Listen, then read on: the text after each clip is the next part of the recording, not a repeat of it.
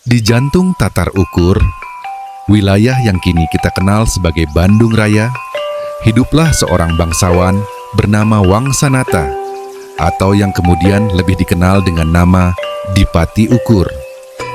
Ia adalah sosok berwibawa, keturunan Sunan Jambu Karang yang setelah diasuh dan menikah dengan Nyai Gedeng Ukur, mewarisi kepemimpinan di wilayahnya. Di bawah naungannya, Tatar Ukur tumbuh subur, diakui pula oleh Kesultanan Mataram yang kala itu menjadi kekuatan dominan di Jawa. Dipati Ukur bahkan dipercaya menjabat sebagai Bupati Wedana Priangan, sebuah jabatan strategis yang menunjukkan betapa besar kepercayaan Mataram kepadanya. Kisah Dipati Ukur mencapai puncaknya pada tahun 1628.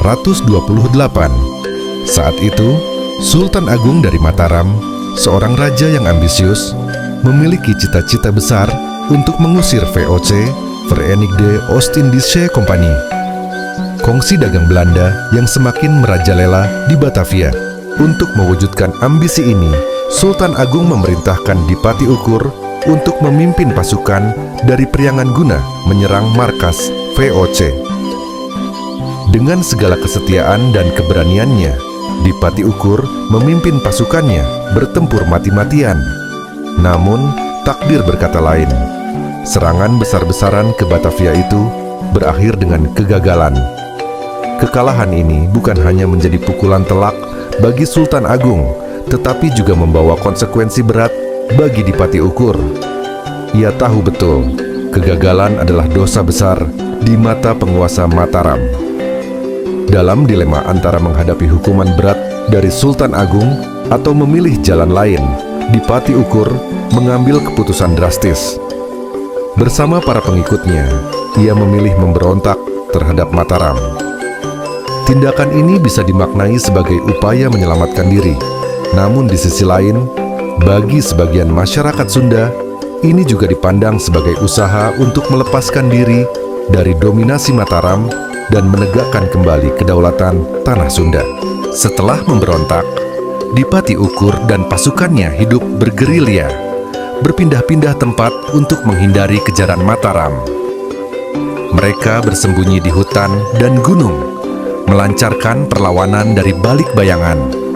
Catatan sejarah mencatat bahwa pada tahun 1632, Sultan Agung selaku penguasa Kerajaan Mataram mengirimkan 40.000 pasukan ke wilayah Priangan untuk menangkap dan meredam Dipati Ukur.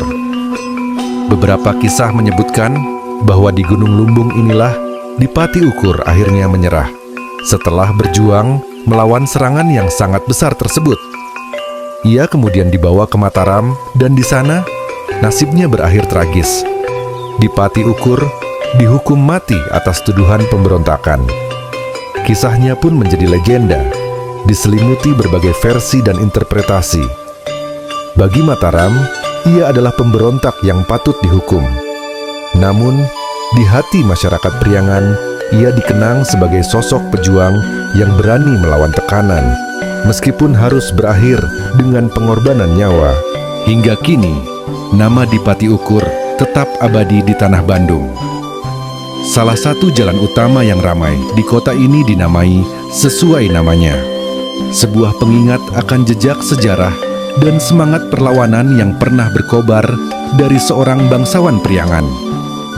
Ia adalah simbol keberanian, seorang pemimpin yang dihadapkan pada pilihan sulit, dan kisahnya terus hidup, menginspirasi perdebatan tentang arti sebenarnya dari kesetiaan, keadilan, dan kemerdekaan.